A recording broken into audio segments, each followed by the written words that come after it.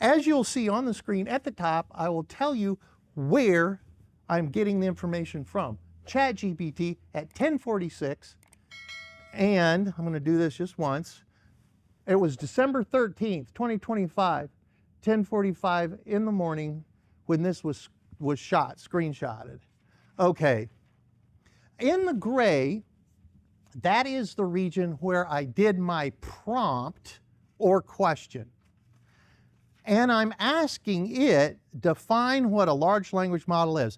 Now, I'm just asking, please bear with me, in the next 48 slides, 48 slides, I am going to take you from a little complex to, okay, this makes sense.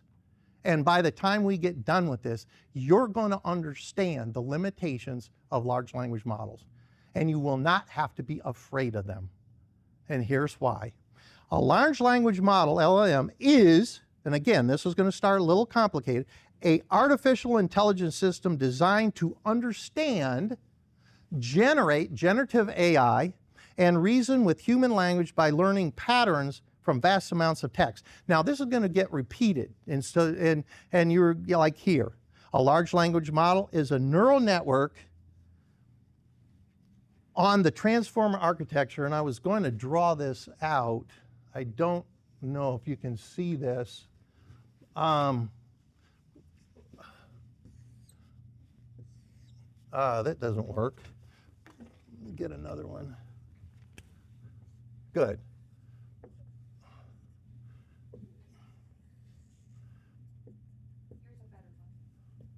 Okay. Thank you. This is the transformer architecture. It will take words or sections of words and develop it into what's called a token. And you'll see that as we go through here. It will then, by probability, understand the language. This is a language generator. It's generative AI, and they will search for the best plausible. It's on the back of the other pen. Thank you. Response. Okay. It's trained on a massive text data sets to predict and generate sequences, like I just said, tokens. Through this training, it learns grammar, facts, reasoning patterns, and contextual relationships. Large, what does the large mean? Billions of parameters. Large training data set, books, all the books available out there online, articles, code, conversation. Language model, it models the probability of word sequences. And now I'm going to show you, see that line right there? When you see a gray line, that means it's taken from some source, either exactly or paraphrased. And we'll see an example of this. Given some text, what word or token is most likely to come next? Now, it works by it's being shown trillions of word sequences or tokens, and learn statistical relationships between the tokens. The representation, word and phrases converted into numerical vectors that capture meaning and context. And when you give it a question or a prompt like you saw, the model generates text by repeatedly predicting the most likely next token condition on prior context. What they can do, and here's the key, it can answer questions, summarize and explain text, translate language. For instance, if I were to use hello in English, that would be a token. And I was talking to someone in Spanish, and I would say, tell the Spanish person hello. Hola. Okay. Goodbye. Adios.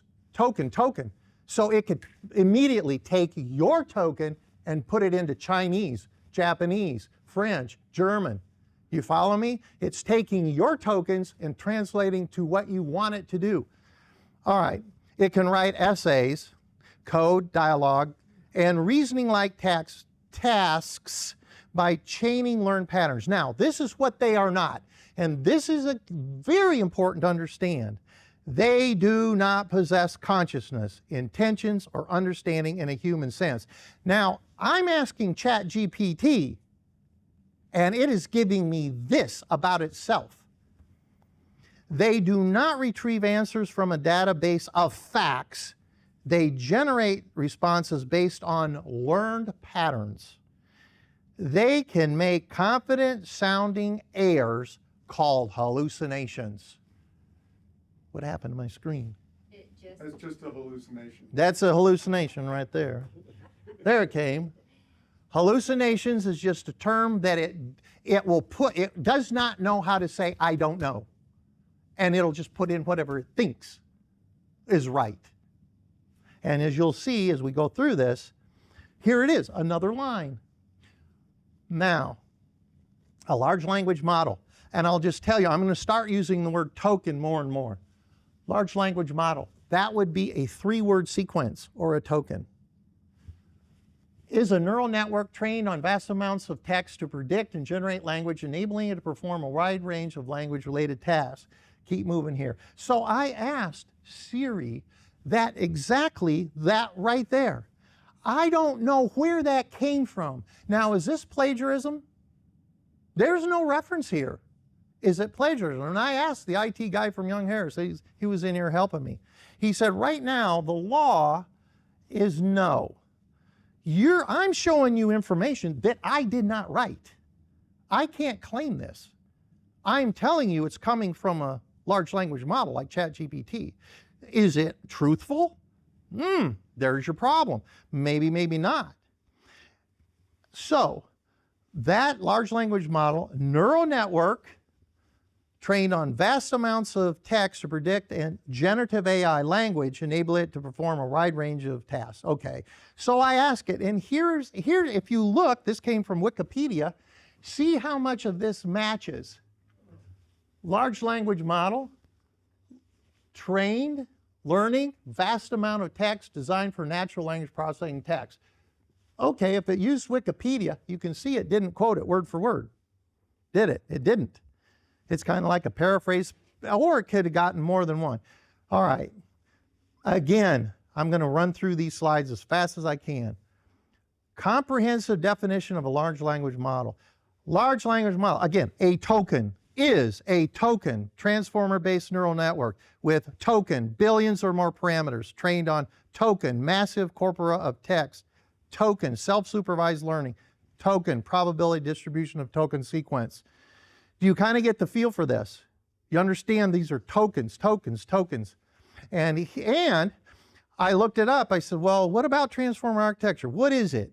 It came out in 2017 in a paper called Attention is All You Need. Does that ring a bell about a song with the Beatles in 1967? Love is, all you need is love. Love is all you need. All you need is attention. Attention is all you need. Okay.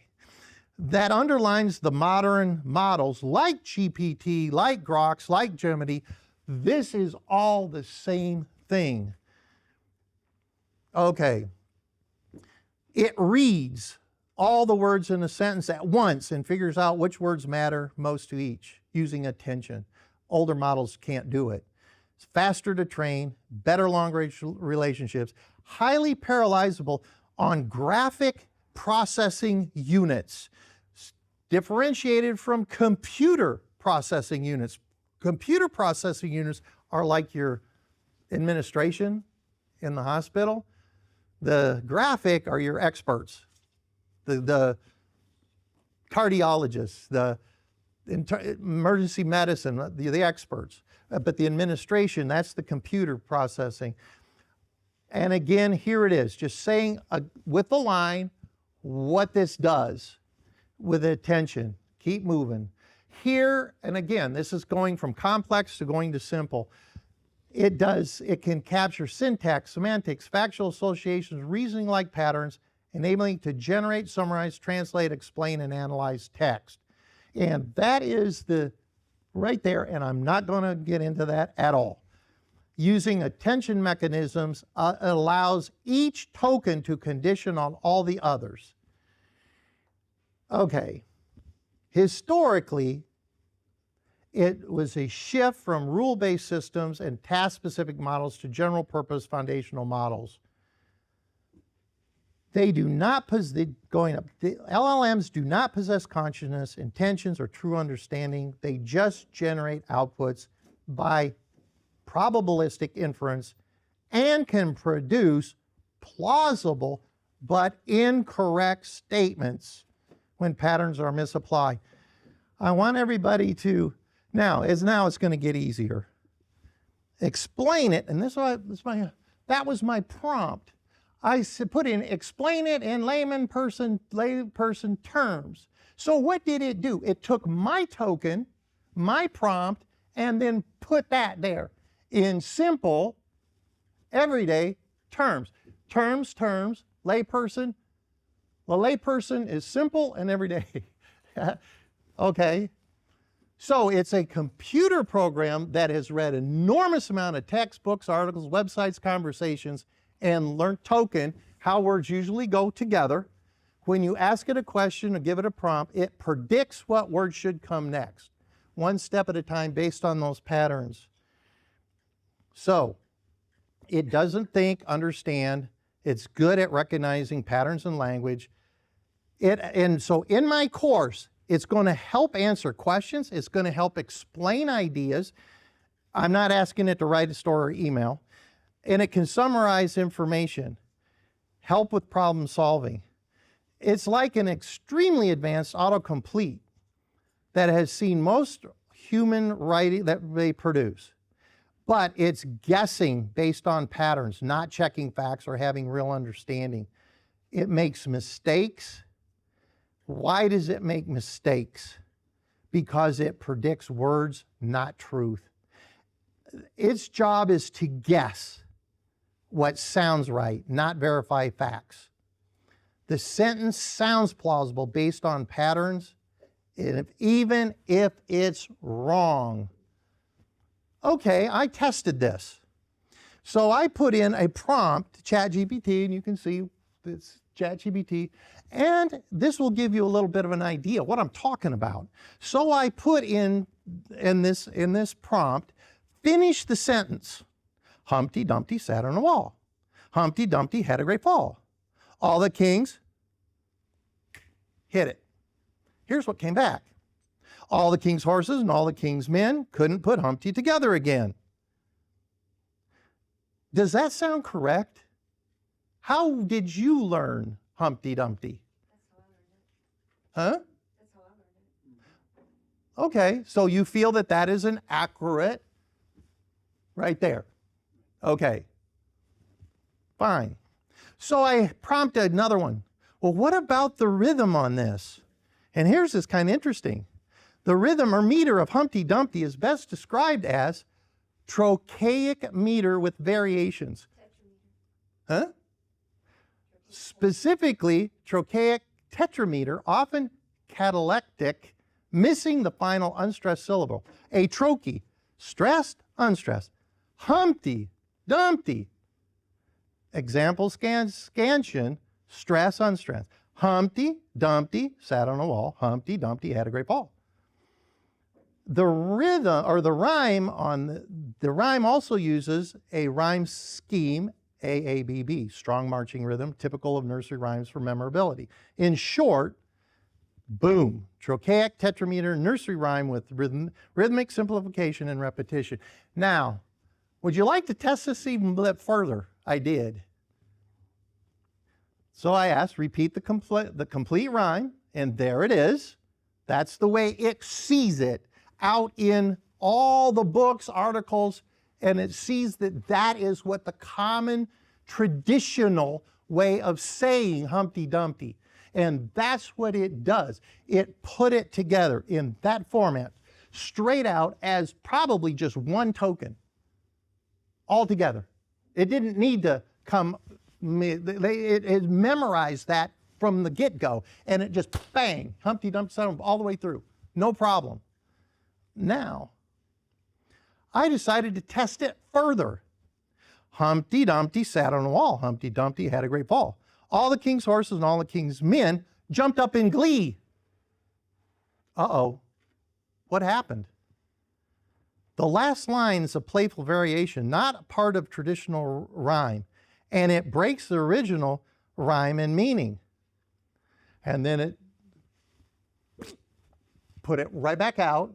You added line, jumped up in glee. What did it do? Changed the tone. Comic irony instead of tragedy. Shifts the meter away. Nursery rhymes often altered for humor, satire, but historically, metrically, the rhyme ends with what? Failure, not celebration.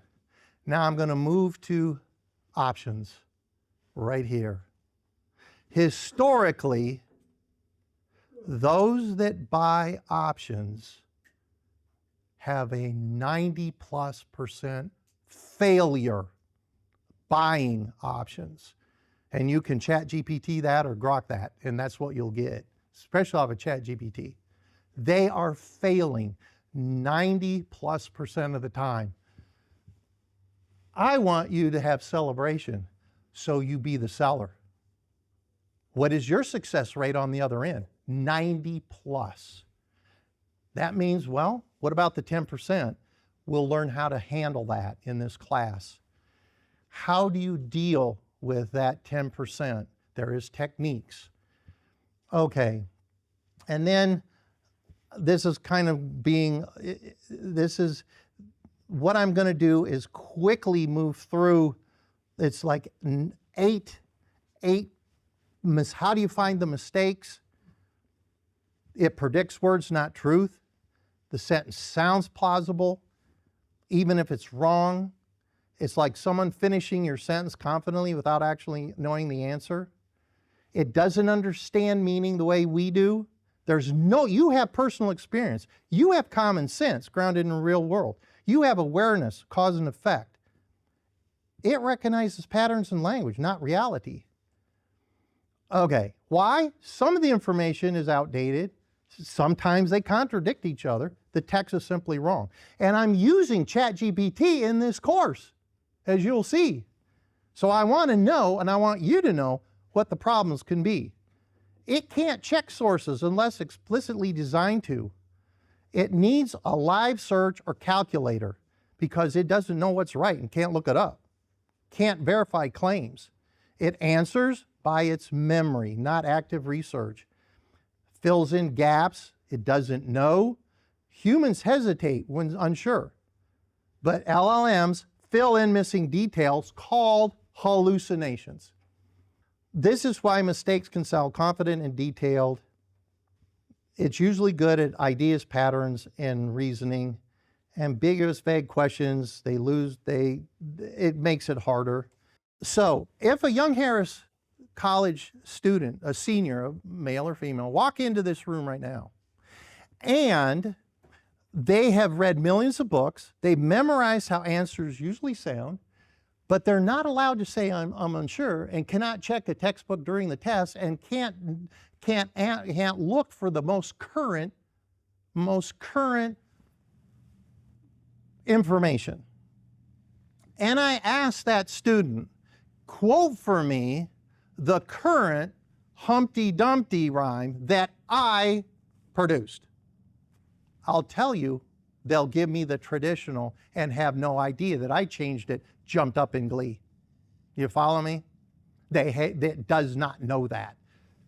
If I were to ask that, it doesn't. I changed it, but the student wouldn't, even though they knew everything. Okay. LLMs makes mistakes because it predicts language patterns, and we're starting to repeat it. And practical, easy ways to detect error. Be cautious of confident answers. Confidence does not equal correctness.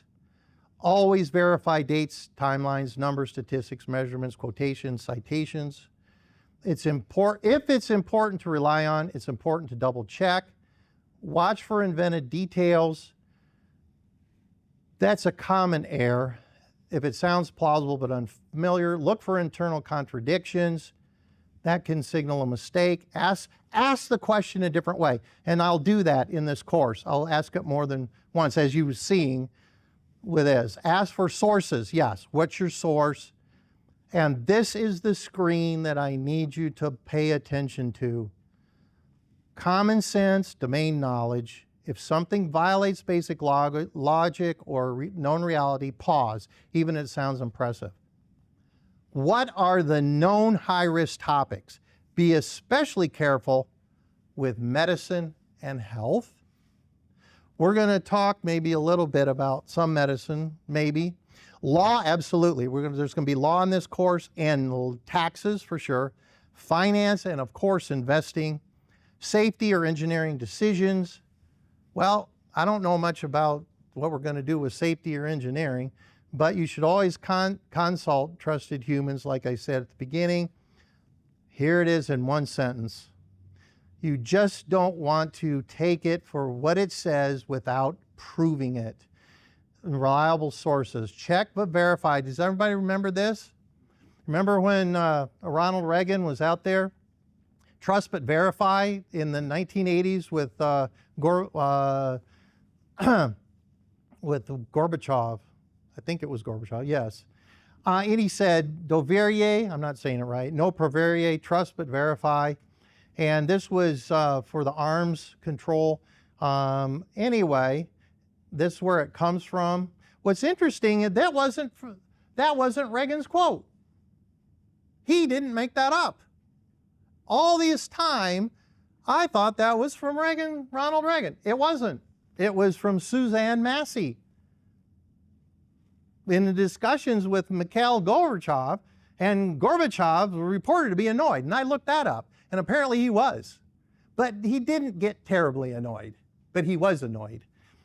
He applied it to nuclear disarmament, meaning the U.S. would approach talks with goodwill, but demand inspections to ensure compliance. And I'm going to finish with this right here. Do you know this gentleman? He is the most amazing senator from Louisiana. He started in 2017, and he shook up the Senate in the committees. And this book is just now out. How to Test Negative for Stupid. You go, what are you talking about? Well, what if I took a swab, like a COVID swab, and I go up your nose to swab your brain to see how smart you are? Will it come back positive for stupid? How do you test negative for stupid? Well, knowing what your information, understanding your information, don't speak when you don't know what you're talking about. Why Washington never will. And by the way, you can go online right now and look at this, and you can listen to him introduction to his book. Very fast. I listened to it yesterday, actually. And so anyway, I'm going to stop right there, and then we're going to take a break. And then we're going to proceed into just a quick question for you.